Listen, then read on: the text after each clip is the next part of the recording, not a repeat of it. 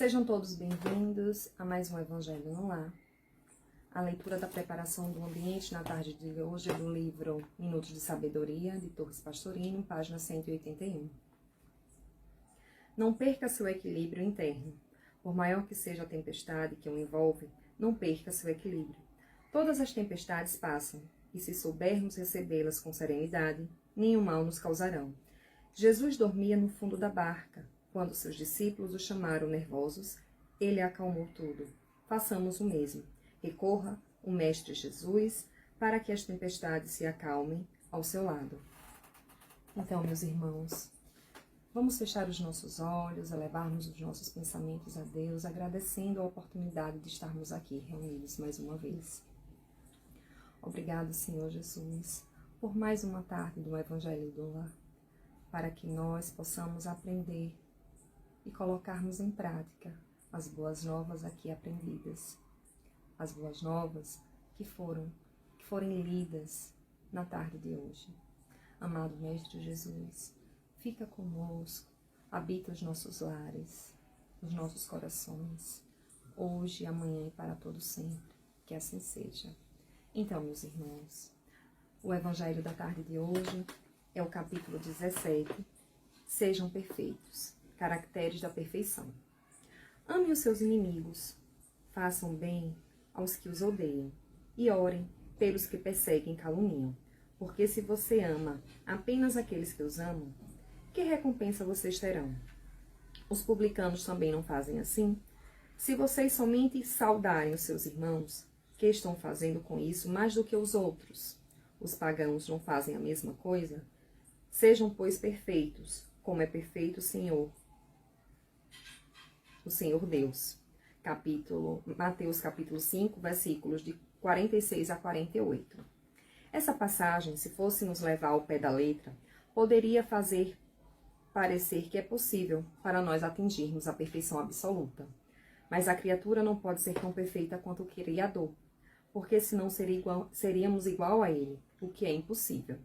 Podemos sim alcançar uma perfeição relativa, absoluta não, que é o que o texto de Mateus quer expressar. E essa perfeição relativa pode ser alcançada por nós se fizermos o que Jesus nos ensinou: amar os inimigos, fazer o bem aos que não gostam de nós, rezarmos por aqueles que nos perseguem, ou seja, se praticarmos a caridade sempre. O amor ao próximo é o que nos leva o mais perto possível à perfeição do Pai Celestial, amar até mesmo os nossos inimigos. O homem de bem. O homem de bem é aquele que cumpre a lei da justiça, do amor, da caridade e que sempre está perguntando a si próprio se fez aos outros aquilo que gostariam que fizessem com ele. Ele tem grande fé em Deus e no futuro e por isso dá mais importância aos bens espirituais que aos bens materiais. Aceita o sofrimento da vida sem reclamar, porque sabe que são provas ou expiações necessárias para a sua evolução. Tem grande alegria em fazer o bem e em consolar os sofredores do caminho.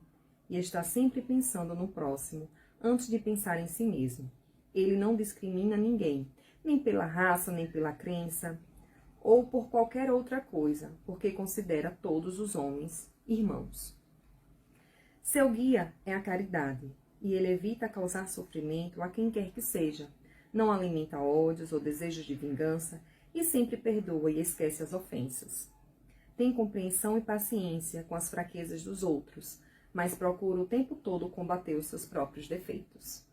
Não se orgulha por nada que possua, pois sabe que tudo lhe pode ser tirado. Usa de seus bens sem abuso e trata todos iguais, sempre respeitando o direito do próximo. E os bons espíritas? Se bem entendido e praticado, o Espiritismo leva a todos a serem boas pessoas, pessoas de bem. Apesar disso, há muitos espíritas que não aplicam esses ensinamentos em suas vidas. E por quê? A doutrina espírita é clara e transparente nas coisas que ensina. Não requer inteligência privilegiada para ser compreendida, mas é preciso que se tenha maturidade ao senso moral. E essa maturidade não depende da idade ou do grau de instrução, depende apenas do desenvolvimento espiritual de cada um. Alguns espíritas ainda preocupam-se apenas com os fenômenos, esquecendo do mais importante da doutrina, a moral. Ao contrário daqueles que se acham em melhor grau de adiantamento e que já conseguem enxergar além, podemos reconhecer o verdadeiro espírita por sua transformação moral e pelos esforços que faz para dominar suas más inclinações. E na parábola do semeador, naquele mesmo dia, tendo Jesus saído de casa, sentou-se à beira-mar em volta. Dele logo juntou-se uma grande multidão. Por isso ele entrou em um barco, onde sentou-se, ficando o povo todo na margem do rio. Disse então muitas coisas através de parábolas, falando assim: um semeador saiu a semear, e ao semear, uma parte das sementes caiu pelo chão, e os pássaros do céu viram e comeram. Outra parte caiu em locais pedregosos, onde não havia muita terra. As sementes logo brotaram, porém não eram profundas e logo morreram. Mas ao se levantar, o sol as queimou. Como não tinham raízes, acabaram secando. Outra parte caiu entre espinhos, que ao crescerem, as acabaram abafando. Outras finalmente caiu sobre uma terra boa e produziu frutos, dando algumas sementes, 100 por um, outras 60 e outras 30. Ouça quem tiverem ouvidos. Essa parábola do semeador está no livro de Mateus, no capítulo 13, versículo de 1 a 9. Escute, pois, a parábola do semeador. Quem quer que escuta a palavra do reino e não dá atenção, vêm os espíritos malignos e tira o que lhe fora semeado do coração. Esse é o que recebeu a semente ao longo do caminho. Aquele que recebeu a semente no meio das pedras é o que escuta a palavra e recebe com alegria no início, mas não tendo nele raízes, dura apenas algum tempo, acontecendo derrotas e perseguições por causa da palavra. Tira ele daí motivo de erro e de queda. Aquele que recebe a semente entre espinheiros e as ouve a palavra, mas em logo as preocupações desse século, as ilusões das riquezas abafam aquela palavra e as tornaram infrutíferas. Porém, aqueles que recebem a semente em boa terra é o que escuta a palavra, presta atenção nela e quem ela pode produzir frutos, dando 100 ou 60 ou 30 por um. Mateus capítulo 13, versículos de 18 a 23. A parábola do semeador mostra as diversas maneiras que as pessoas têm de utilizar os ensinamentos do Evangelho. Para muitos desses ensinamentos, não adianta assim como as sementes que caem sobre as pedras e não dão frutos. E isso acontece também entre os espíritas. Há alguns que só se preocupam com os fenômenos físicos, olhando-os com curiosidade, mas sem aprender nada com eles. Há outros que se encantam com as comunicações dadas pelos espíritos, mas não muda para melhor depois disso. Outros ainda que consideram esses ensinamentos bons para as demais pessoas, mas que não os aplicam em suas próprias vidas. Porém, é claro que também existem muitos que aprendem bastante com esses ensinamentos, exatamente como as sementes que caíram em terra boa e que deram frutos.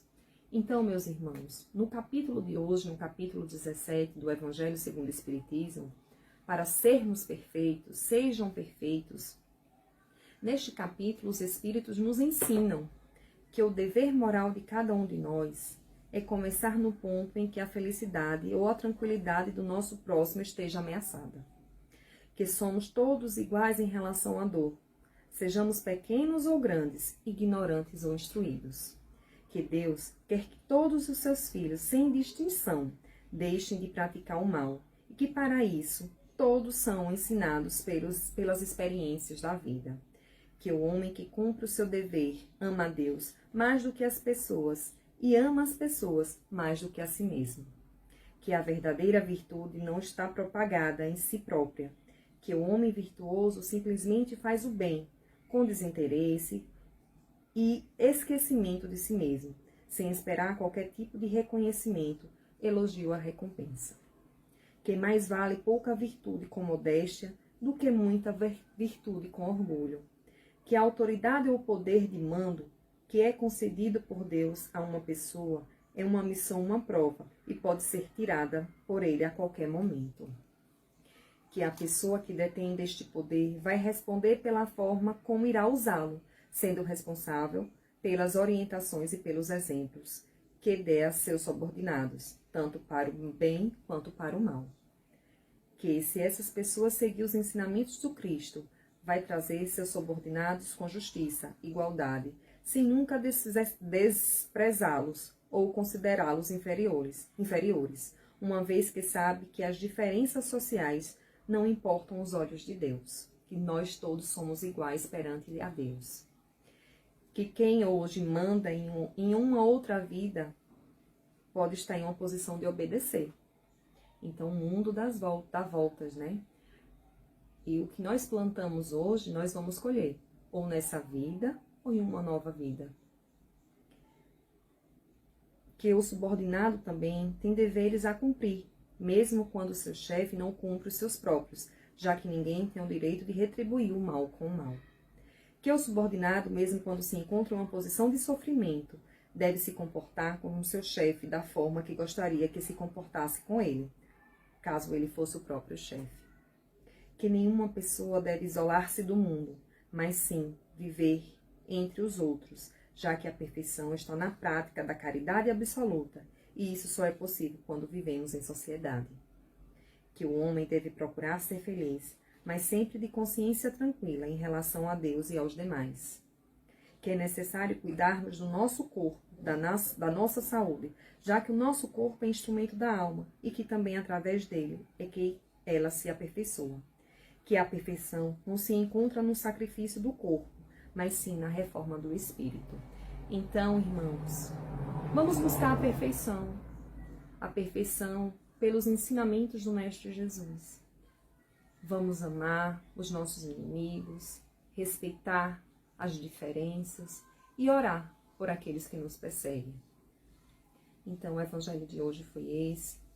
Que nosso Senhor Jesus Cristo possa continuar abençoando cada um de nós e que tudo que foi dito na tarde de hoje possa ser compreendido com os olhos da alma e com os olhos do coração.